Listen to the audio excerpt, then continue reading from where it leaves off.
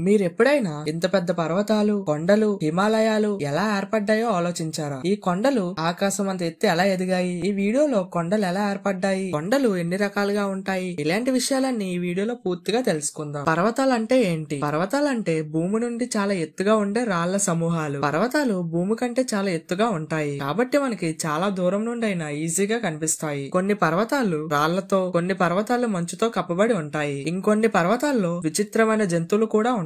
కొన్ని పర్వతాలు లక్షల కోట్ల ఏళ్ల నుండి ఉన్నాయి. ఇంకొన్ని పర్వతాలు ఇంకా ఎత్తుకు ఎదుగుతున్నాయి. పర్వతాలు ఎలా ఏర్పడ్డాయో అర్థం కావాలి అంటే ముందుగా భూమి లోపల ఏముంటుందో తెలుసుకోవాలి. మన భూమి లోపల మెయిన్ గా 3 పొరలు ఉంటాయి. మొదటిది క్రస్ట్. మనం నిలబడేది, చెట్లు, పంటలు పెరిగేది క్రస్ట్ భాగం పైనే. ఈ పొర చాలా పల్చగా ఉంటుంది. రెండోది మ్యాంటిల్. ఈ పొర క్రస్ట్ కింద భాగంలో ఉంటుంది. ఈ పొర చాలా మందంగా ఉంటుంది. ఈ పొరలో రాళ్లు, రంధ్రాలు చాలా వేడిగా ఉంటాయి. ఈ వేడి వల్ల రాళ్లు కొన్నిసార్లు పైకి వస్తాయి. దాన్నే అగ్నిపర్వతం విస్ఫోటనం అని అంటారు. మూడోది కోర్. ఈ కోర్ భూమికి గుండె లాంటిది. ఈ పొర చాలా వేడిగా ఉంటుంది. ఈ పొరలో రాళ్లు కూడా కరిగిపోతాయి. మనకు అంతగా కనిపించకపోయినా మన భూమి లోపల పొరలు ఎప్పుడూ పనిచేస్తూనే ఉంటాయి. భూమి పైభాగం క్రస్ట్ ఒకటిగా కాకుండా విడివిడిగా ముక్కలుగా ఉంటుంది. వీటిని టెక్టానిక్ ప్లేట్లు అంటారు. ఈ ప్లేట్లు ఎప్పుడూ కదులుతూనే ఉంటాయి అని మన కంటికి కనిపించకుండా నెమ్మదిగా కదులుతాయి. ఈ ప్లేట్లు కదలడం వలనే పర్వతాలు ఏర్పడ్డాయి. పర్వతాలు 4 రకాలుగా ఏర్పడతాయి. మొదటిది ఫోల్డ్ పర్వతాలు. 2 టెక్టానిక్ ప్లేట్లు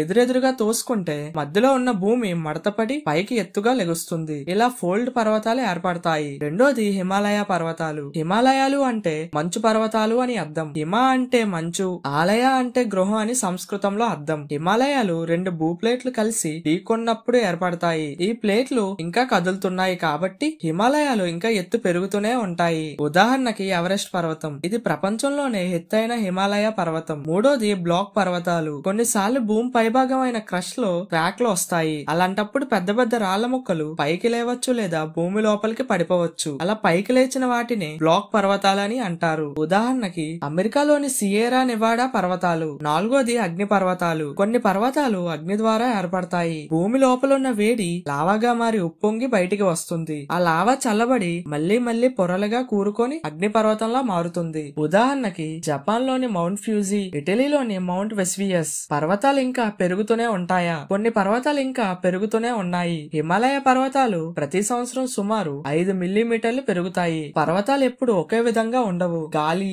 వాన, మంచు, నదుల వల్ల పర్వతాలు కరిగిపోతూ ఉంటాయి. అందుకే పర్వతాలు ఒకవైపు పెరుగుతూ మరోవైపు కరిగిపోతూ ఉంటాయి. పర్వతాలు ఎలా ఉపయోగపడతాయి? పర్వతాలు చూడడానికి చాలా అందంగా ఉంటాయి. అలానే మన భూమిపై ఉన్న జీవానికి పర్వతాలు చాలా అవసరం. మంచు, గ్లాసియర్లు కరగడం వల్ల మనకు తాజా నీరు లభిస్తుంది. మన దేశంలో అలానే ప్రపంచవ్యాప్తంగా చాలా నదులు పర్వతాల నుండే పుట్టాయి. చాలా జంతువులు, మొక్కలు పర్వత ప్రాంతాల్లోనే ఉంటాయి. అలాంటి జంతువులు, మొక్కలు ఇంకెక్కడా దొరకవు. పర్వతాలు వాతావరణాన్ని, వర్షాలను కూడా ప్రభావితం చేస్తాయి. లక్షల మంది ప్రజలు పర్వత ప్రాంతాల్లో జీవిస్తూ ఉంటారు. పర్వతాల మీదనే వ్యవసాయం, టూరిజం, సంప్రదాయం ఆధారపడి ఉంటుంది. అందుకే మనం పర్వతాలను రక్షించుకోవాలి. ఇవి ప్రకృతి మనకిచ్చిన వరం.